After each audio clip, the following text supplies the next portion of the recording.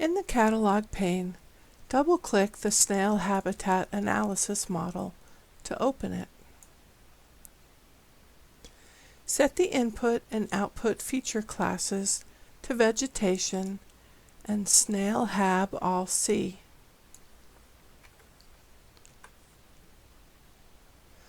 Hover on one of the cover type clauses and click the red X to delete the clause.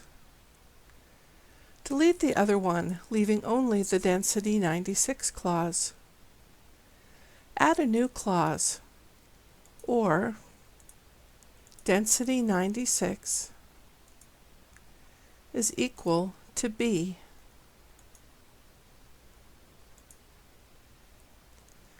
Run the tool again.